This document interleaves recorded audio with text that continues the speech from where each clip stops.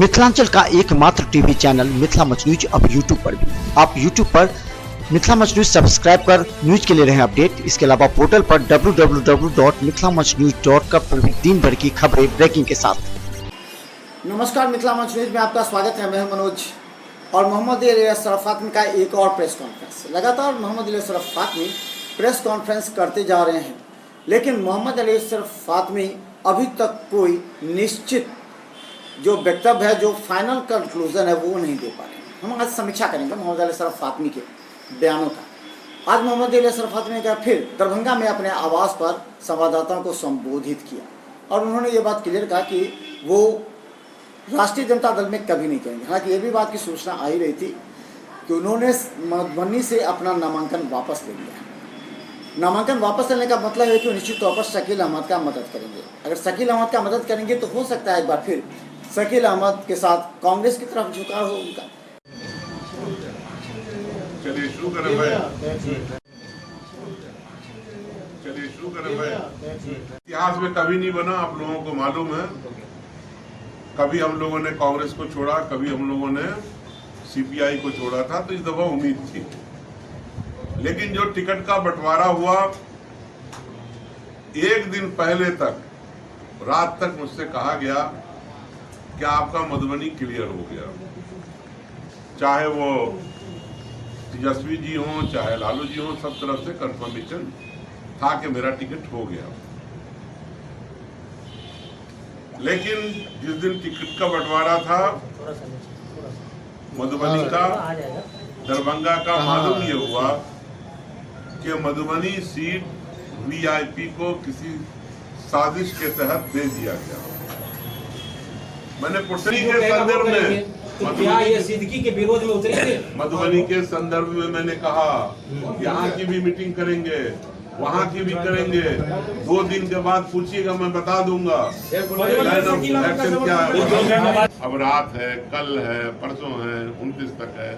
सब लोगों से बातचीत करके कोई न कोई रास्ता निकलेगा। ऐसा मैं राष्ट्रीय जनता दल में नहीं हूँ, ये बात समझ लेना। मैंने आपसे कहा उसके लिए कोर कमेटी है हमारे वली रहमानी साहब है, उनसे बातचीत करके 2 दिन लगेगा। 2 दिन के बाद निश्चित रूप से आपको अवगत कराएंगे। कई बातें हैं जिसका अंदाजा ही लगा सकते हैं, क्योंकि फातमी जी भी कुछ खुलकर बोलते नहीं हैं, बोलना भी नहीं चाहते। अपने 1-2 आदमी से भी वो संपर्क करते, लेकिन वो अभी उनका क्या क्लैरिफिकेशन है वो भी नहीं बोल पाते। लेकिन सवाल है, मोहम्मद अली असरफ फातमी अल्पसंख्यकों के बड़े कद्दावर नेता कहे जाते हैं। कई बार उनकी फोटो शहाबुद्दीन के साथ आई है, लालू प्रसाद यादव के साथ आई है। ऐसी परिस्थिति में आखिर मोहम्मद अली असरफ फातमी का स्टैंड अब तक क्लियर क्यों नहीं हुआ? चलिए हम आपको दिखाते हैं अपने आवास पर उन्होंने जो प्रेस कॉन्फ्रेंस किया, क्या कहना चाहते हैं और क्या वो समझा पाते हैं। देखिए, ऐसा है कि बातचीत तो बहुत सारी पार्टी के लीडरों से होती रहती है और होनी चाहिए। क्या बुराई है? जब हम किसी पार्टी में नहीं हैं तो किसी पार्टी के लीडर से बात करने में, या ऐसे भी अगर हम किसी पार्टी में भी हैं तो बात करने में क्या बुराई है? जरूर हुई होगी, जरूर होगी। कर रहे हैं। देखो, एक ऐसी बात है, समझ लो। जदयू ज्वाइन कर रहे हैं, कांग्रेस ज्वाइन कर रहे हैं, लोजपा ज्वाइन कर रहे हैं, ये बाहर की बात होगी। मेरे दिल की बात यह है कि अब जो मुझे इज्जत देगा, सम्मान देगा, जगह देगा, पोजीशन देगा, अली असरफ फातमी वही जाएगा। भाजपा देगी तो नहीं, नो क्वेश्चन। सर, आपने बोला था कि 6 साल एक चुनाव में अगर टिकट नहीं देती है आरजेडी इस बार, तो हम 5 साल घर में बैठ के नहीं रह सकते हैं। तो आखिर इन 5 सालों में आप तो तय करेंगे ना किस पार्टी के साथ जाएंगे? अभी ज्वाइन करने का समय नहीं है, अभी तो इलेक्शन का समय है। हमारे कुछ अपने एजेंडे हैं, उसको पूरा करूंगा और फिर देखूंगा इलेक्शन के बाद। मोहम्मद अली असरफ फातमी ने संवाददाताओं को संबोधित करते हुए कहा कि आगे भी वो न राष्ट्रीय जनता दल में रहेंगे न जाएंगे। लेकिन एक संकेत उन्होंने दे दिया है कि वो अब वली रहमानी साहब के साथ और भी जो कई नेता हैं उनके संपर्क में हैं। आखिर उनका अगला कदम क्या होगा वो 2-3 दिन के बाद फिर एक बार संवाददाताओं को बताएंगे और वो कार्य करेंगे। लेकिन ये तय हो गया है कि मोहम्मद अली अशरफ फातमी इस बार लोकसभा चुनाव से अपने आप को अलग थलग कर लेंगे। और उन्होंने कहा कि वो हर जगह के जो विधानसभा क्षेत्र हैं उसके नेताओं को बुला करके अब वो एक अलग स्तर पर काम करेंगे। लेकिन क्या काम करेंगे ये बात अभी तक उन्होंने नहीं बताई। दिखाया गया है, मैं नहीं हटा था। आपको याद होगा बहादुरपुर में बरुआर घाट में आए थे तेजस्वी जी, उन्होंने ऐलान किया और कहा कि उनको 6 साल के लिए हटाने की बात की। और ये कोई ठेका थोड़ी है कि सब एक ही आदमी को बार बार टिकट दिया जाए। जो टिप्पणी उनको नहीं करनी चाहिए थी वो किया। मैंने नेक्स्ट डे ऐलान कर दिया था कि हम राष्ट्रीय जनता दल में नहीं हैं, न आगे आने वाले दिनों में होंगे। बिल्कुल स्पष्ट रूप से आपसे बता देना चाहता हूं कि राष्ट्रीय जनता दल से हमारा कोई रिश्ता नहीं है, राष्ट्रीय जनता दल से हमारा कोई लेना देना नहीं। सर, आप मुस्लिम के बड़े लीडर हैं, मुझे ये बताइए कि सपोर्ट तो किसी का जरूर कीजिएगा। देखिए, उसके लिए भी मैं बता रहा हूँ, वली रहमानी साहब है हमारे जो कायद हैं, और हमारी कोर कमेटी है हर असेंबली हल्के की। मैं सबकी मीटिंग बुला रहा हूँ, एक एक लोगों की। आप कोर कमेटी की मीटिंग करके किसी नतीजे पहुंचूंगा। अभी तक मेरा कोई फैसला नहीं है मैं किसकी मदद करूं। तो आगे तो आप टिप्पणी करूं, कोई टिप्पणी की जरूरत नहीं है। मैंने एक्शन की बात की।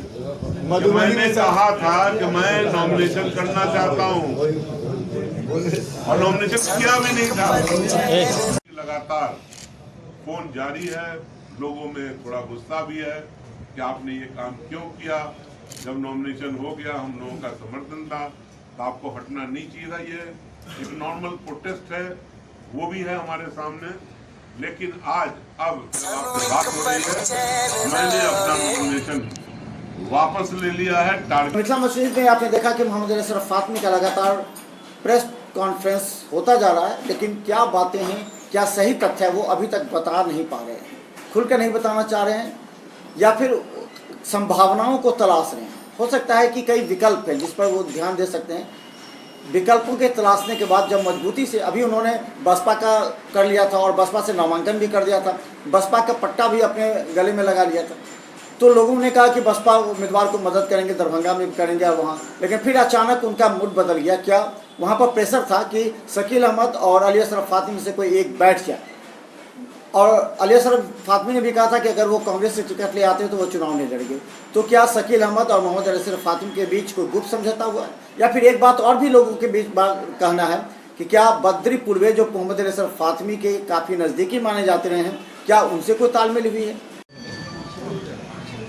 चलिए शुरू करें। मैं खुद से कॉल किया कि आपकी जो खिदमात हैं दरभंगा के लिए और मुल्क के लिए, इसको दरकिनार किया गया और आपको टिकट नहीं मिला। मैं इसकी मजम्मत भी करता हूं और मैं चाहता हूं कि आप चुनाव लड़िए, आपकी मैं मदद करूंगा। उनका एक बहुत बड़ा हल्का है, वहाँ बहुत लोग हैं उनके। उन्होंने खत भी जारी किया और खुद से कांटेक्ट किया लोगों को। तो जब इतना समर्थन मुझे मिल रहा था तो मैंने कहा चलो मैं चुनाव लड़ूंगा। लक्ष्य वही था कि मुझे भारतीय जनता पार्टी को हराना। लेकिन नॉमिनेशन के बाद से लेकर आज तक, जो आज आखिरी दिन था नॉमिनेशन वापस लेने का, शायद मैं उस लक्ष्य में कामयाब नहीं हो पा रहा था जो मैं चाहता था, क्योंकि बीच में शकील अहमद साहब ने भी नॉमिनेशन कर दिया और वो कांग्रेस के भी उम्मीदवार हैं, वहाँ के एमपी भी रह चुके हैं और उनका भी एक एरिया ऑफ इन्फ्लुएंस है। लोग कहने लगे ये क्या हो रहा है, दो पूर्व मंत्री चुनाव लड़ रहे हैं, ये तो डिसीजन लेने में, फैसला करने में प्रॉब्लम है। मैंने अपने कोर कमेटी की मीटिंग बुलाई और साथ साथ वली रहमानी साहब और उनके पूरे ग्रुप जिनका समर्थन मुझे हासिल था उनसे भी बात किया। आखिर में हमारे सारे साथियों का और वाली बात ये निकल के आई कि आपको लड़ना चाहिए, न्याय की लड़ाई को आगे बढ़ाना चाहिए ताकि आपका प्रोटेस्ट भी दर्ज हो और आप जीत भी सकते हैं। मैंने कहा ठीक है, मेरा जो एजेंडा था भारतीय जनता पार्टी को हराना, उसी एजेंडे के तहत पहले मैं इंडिपेंडेंट चुनाव लड़ना चाहता था, लेकिन 17 तारीख को बहुजन समाज पार्टी ने मुझसे कहा कि आप मेरे सिंबल से लड़िए। मैंने कहा ठीक है, उनको 2 शर्तें रखी कि ये शर्त हमारी अगर पूरी होगी, उसमें एक बहन मायावती का आना भी था, तो मैं कंसीडर करता हूँ आपके। 17 तारीख को उन्होंने मुझे अपना सिंबल दिया, 18 तारीख को मैंने फॉर्म भर दिया। और यकीन नहीं करेंगे, जिस दिन नॉमिनेशन हुआ, आप लोग पत्रकार भाई है, मालूम कर लें, भारतीय जनता पार्टी के इक्वल लोग हमारे नॉमिनेशन के वक्त आए और मुझे अपना समर्थन दिया। महागठबंधन के अंदर बात कही है, लेकिन आपको इंतजार करना पड़ेगा 2-3 दिन तक, क्योंकि मोहम्मद अशरफ फातमी अब लगे हैं एक नए मिशन के साथ। उसके बाद जो खुलासा कर पाएंगे। देखते रहिए मिथिला मंच न्यूज को यूट्यूब पर सब्सक्राइब कर, क्योंकि हम हर खबर अपडेट आप तक पहुंचाने का प्रयास करते हैं। धन्यवाद। एसएम रेजेंसी एसी, वाईफाई एवं आधुनिक सुविधा से सुसज्जित हर एक कक्ष।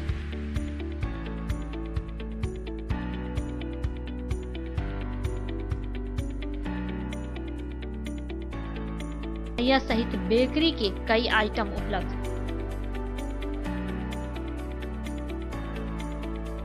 स्वादिष्ट फैमिली रेस्टोरेंट, आपके स्वाद पर वर्षों से खरा।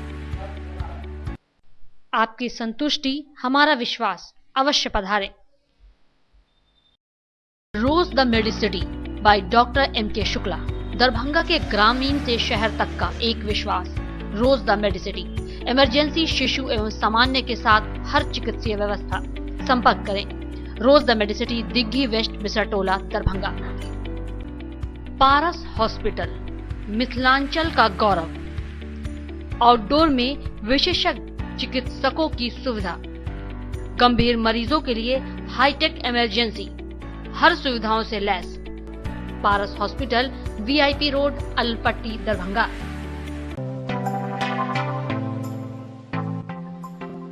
Metro test tube baby centre, Bakarganj, Darubhatti Chowk के आगे, बिहार स्टेट हाउस के सामने। बिहार का पहला अत्याधुनिक IVF लैब दरभंगा में। इमरजेंसी सेवा के साथ सभी स्वास्थ्य सेवा उपलब्ध।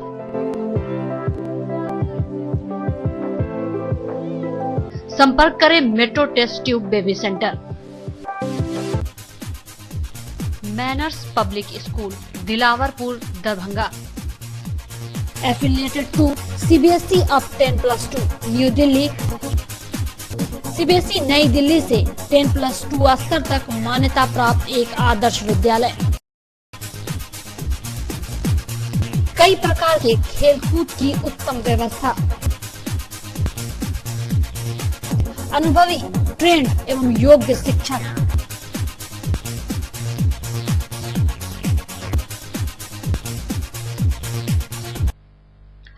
जल्द संपर्क करें। Manners public school, Dilawarpur, Darbhanga. Don Bosco school, BP पाकर, दरभंगा। CBSE 10+2 नई दिल्ली द्वारा मान्यता प्राप्त विद्यालय। CCTV की निगरानी एवं डिजिटल बायोमेट्रिक उपस्थिति की व्यवस्था। नामांकन प्रारंभ, जल्द संपर्क करें। Don Bosco school, Bibi Pakar, Darbhanga. Saint Columbus English school, Shivaji Nagar, Darbhanga. निशुल्क कंप्यूटर शिक्षा, स्मार्ट क्लासेस की विशेष व्यवस्था। CCTV कैमरा द्वारा आपके बच्चे की सुरक्षा की विशेष व्यवस्था। नामांकन के लिए संपर्क करें। Saint Columbus English school, Shivaji Nagar, Darbhanga.